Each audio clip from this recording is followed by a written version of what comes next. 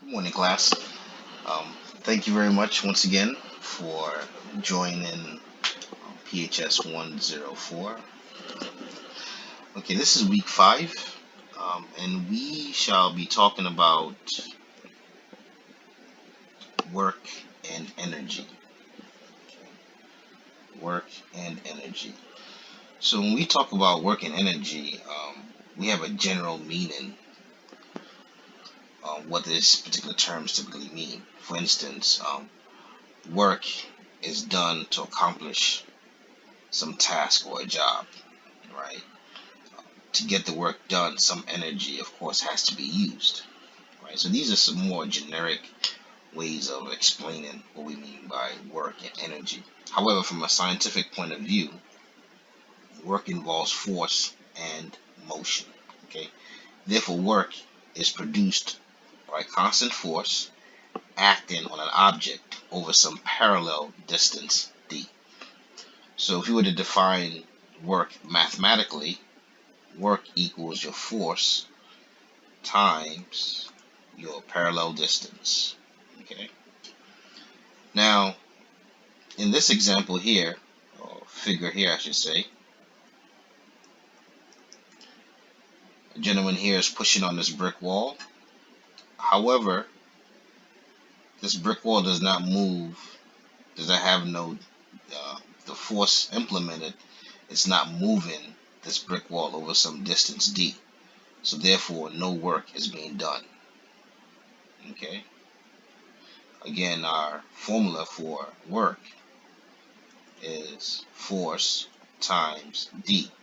So in this case, if your d happens to be 0 and your force, let's say 2 newtons, 2 newtons times 0, of course your work happens to be 0. However, in this case, in figure number 2, we see here that this gentleman has pushed this load from this distance d, or over this distance d. So therefore work has been done in this case. Okay. Why? Because there's a distance has been moved. This particular object here has been moved over some distance d. Okay. Now you're going to have a special case where your force is not parallel to the distance. In the case of this figure here, figure 3,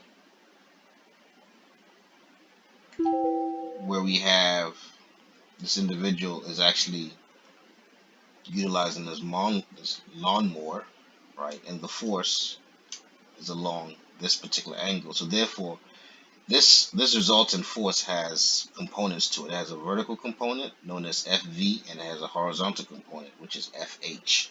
Okay, so we typically want to utilize the horizontal force, which is parallel with the distance, at which this lawnmower is moving. So this is some distance d. Okay, so in other words, your force now mathematically will be the force in the horizontal direction times d. Okay. Again, this only applies to when your force is resultant, meaning it's at an angle, right? Again, force is it's a vector. It has magnitude and direction. So this F right here has a magnitude and it has direction. So from there you can calculate your vertical force and your horizontal force. But in this case, we're only interested just in the horizontal force. So unit for work, typically, as we know, our force is going to be units of force is newtons, and the unit of distance is going to be meters.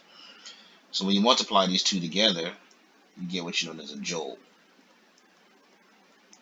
Okay, and joule will be expressed in metrics. Now for our British units, we know the units of force is pounds, and the units for distance would be feet. Okay, or it can be meters or whatever the case may be, but that's typically a unit. So for a British unit is going to be foot-pound. Okay. Now, when we take our concept a little further, we want to be able to talk about the relationship between uh, kinetic energy and potential energy. So, when work is done, of course, we know there's a change in energy, right? And the amount of work that is done is equal to the change of energy. Therefore, energy is the ability to do work. An object that possesses energy has the ability to do work. Okay? So when work is done, your energy, of course, will decrease, right? Because it was used to do work. Both work and energy have the same units, and they're both scalar quantities. Energy can occur in a form of kinetic manner or a potential manner. Okay? So from a kinetic point of view, kinetic energy is a type of energy an object possesses due to its motion. So when an object is in motion, it possesses some kinetic energy. And that kinetic energy can be expressed mathematically as 1/2 times the mass of that object times the velocity squared of that object. Okay. So consider this picture is expending a certain amount of work to accelerate a ball from rest to some desired speed, which will be equal to the baseball's kinetic energy. Okay.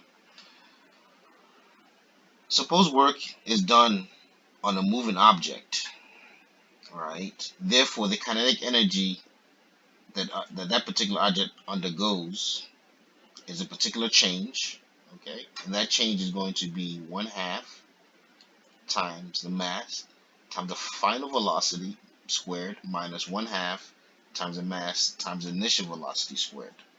Again, we're looking here at the change in kinetic energy. Okay, so from an object moving at an initial velocity to a final velocity. Okay, the masses are going to be the same. However, the speed will vary. Okay, and I have here where my v sub f is nothing more than the final velocity, and my v sub I is initial velocity. So let's look at an example whereby a 1 kilogram ball is fired from a cannon. What is the change in the ball's kinetic energy when it accelerates from 4.0 meters per second to 8.0 meters per second? Okay. So by the particular exam problem, we know that our mass happens to be 1 kilogram. Our initial velocity is 4.0 meters per second, and our final velocity is 8 meters per second. So the change in kinetic energy is nothing more than the difference between 1/2 times the mass times the velocity final squared minus 1/2 times the velocity initial squared. Okay.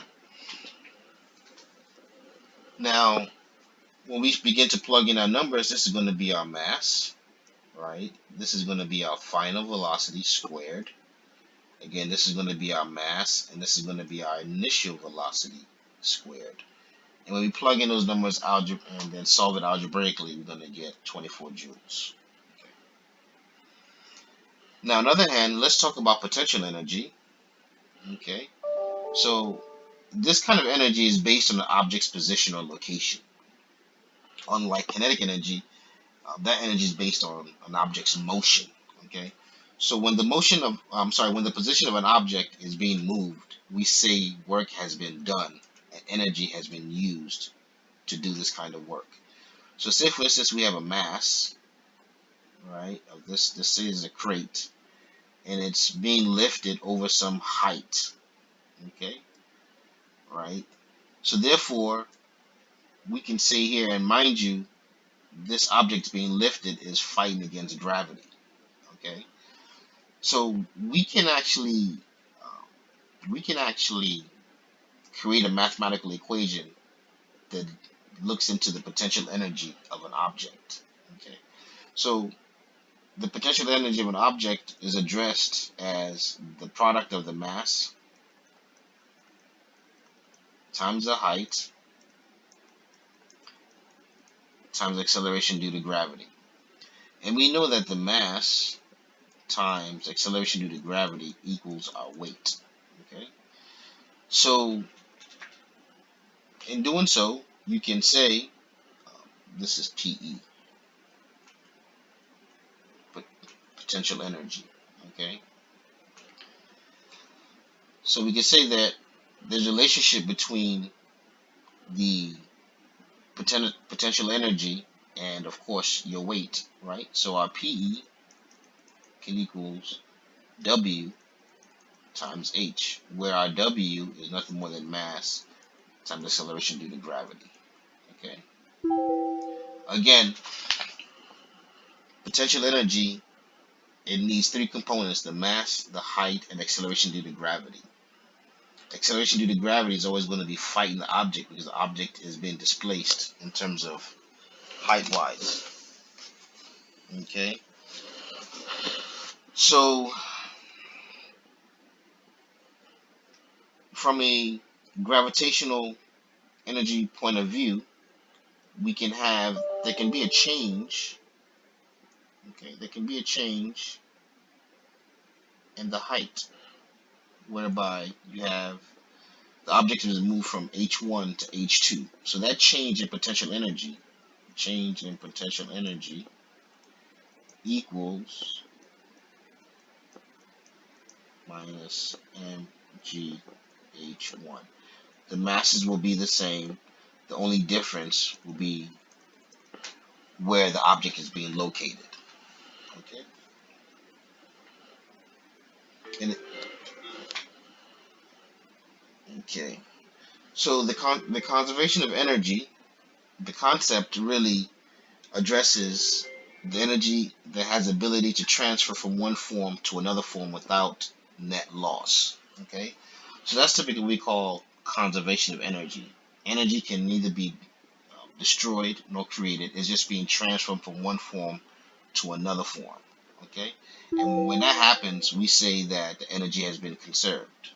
Okay, so the law that typically governs the conservation of energy simply states that energy cannot be created nor destroyed. It can be transferred from one form to another or transferred from one object to another. Okay? Again, it can be transformed from one form to another or it can be transferred from one object to another. Okay?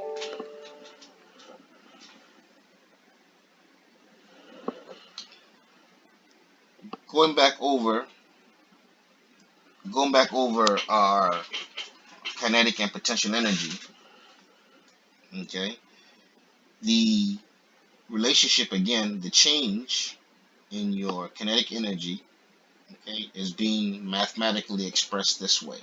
Okay, the change in your potential energy is being mathematically expressed this way. Okay, and these two energies can be equivalent to one another or equal to one another, indicating that energy has been conserved. Okay, this of course will be your potential energy. I'm sorry. Let me. So the input. This is going to be your. It's going to be your kinetic energy, the input or the initial, and this is going to be your potential energy, the initial. This is going to be the kinetic energy, the final, and this is going to be the potential energy, the final. Okay. So we move further on to another concept called power, which is nothing more than the rate at which work is being done. Okay. So whenever you see the word rate, is always going to be per unit time. So work per unit time is our power, and it's being denoted mathematically this way, where T is our time, W is our work, and work, of course, can be expressed as force times distance. And the units is going to be joule per time, per unit time or second, which is known as a watt. Okay. Now we have here a gentleman who's using a 1 Newton force to raise an object of a distance 1.0 meters over 1 second. So the power that's being utilized to do this work per unit time is nothing more than force. When I say W, I mean this is going to be in watts. Okay, let me just do this. So the power in watts equals force times your distance divided by T. And that's 1 Newton times 1 meter divided by 1 second. So the power equals 1 watt. Okay. Keep in mind that the British units for power would be in horsepower. Okay. Now, going a little further in terms of energy consumption, since work produces a change in energy, right, and power may be thought of as energy produced or consumed as a function of time, then your power can also be expressed as energy consumed or produced per unit time. Okay? And this can be mathematically expressed E divided by your T. Okay? Whereby if you were to manipulate this equation here, um, manipulate P equals E divided by T, and you want to solve for E, which is the energy um, being consumed or produced. So you can say E equals your power times time, which is what we have right here, where the power is in watts, the time is in seconds, okay, and it can also be expressed as kilowatts times the hour. Okay. Now the kilowatts, the K, it just means 1,000, and of course your H just means hour as a function of time. So for example, we have 1 horsepower electric motor runs for like 10 hours. How much energy is consumed? And our answer should be in kilowatt hours. Okay, so they told us the power that's being utilized to operate this electric motor is 1 horsepower. The time that it takes to operate this tool is going to be 10 hours. So therefore, our energy that's being consumed will be 1 horsepower times 10 hours. Okay? So keep in mind that 1 horsepower is 746 watts. That's the conversion.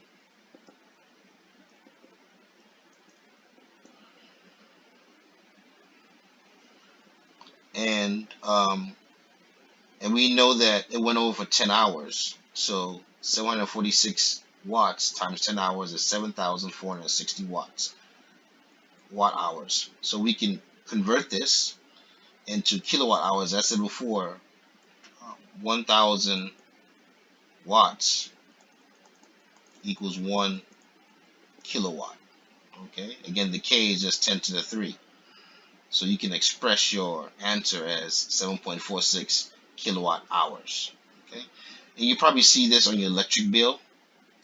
If you have opportunity to look at your electric bill, you'll see this kind of formation. Okay.